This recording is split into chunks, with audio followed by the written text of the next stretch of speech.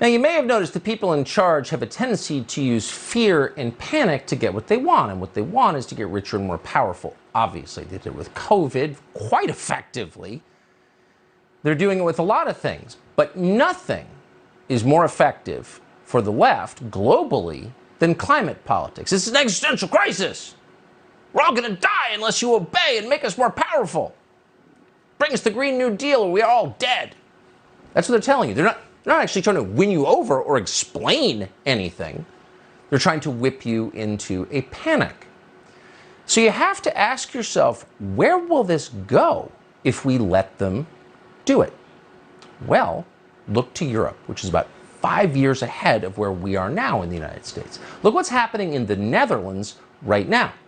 Now, the Netherlands, you may not have known this, we didn't, is the second largest exporter of agricultural products in the world after the United States.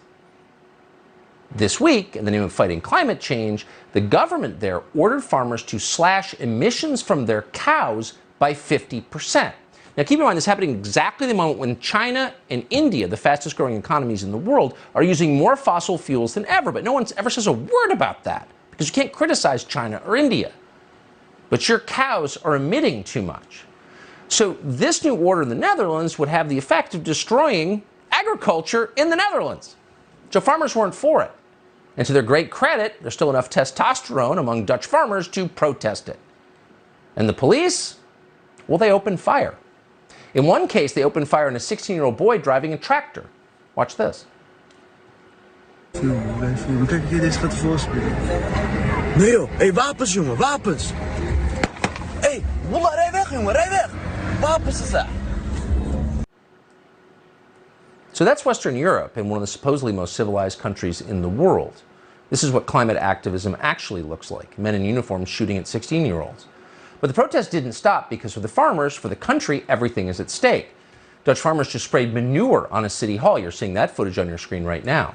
And just as we saw in Canada, large groups of farmers are taking over city centers there. Here's what it looks like.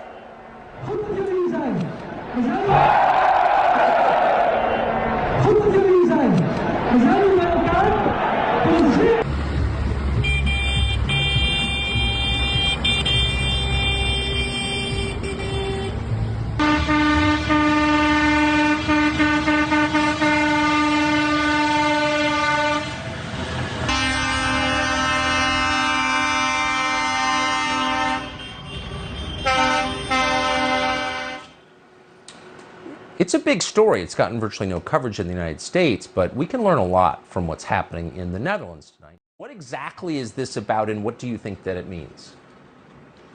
Well, very simple, Tucker. What this is about is the Dutch government stealing our farmers' land.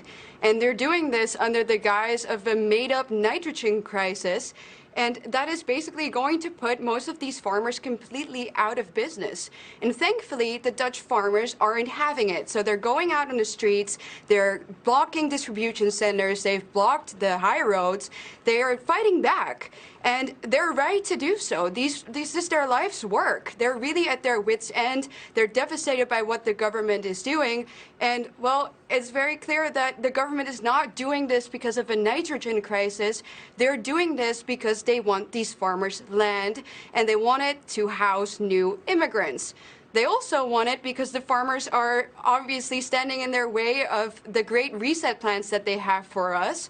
So, yeah, farmers are hardworking, God-fearing, and especially self-sufficient people that are just standing in the way of their globalist agenda. And it's driving a lot of these farmers even to something like suicide. So, really, there's only one term that we can use for the things that our government under Premier Mark Rutte is doing right now, and that is communism.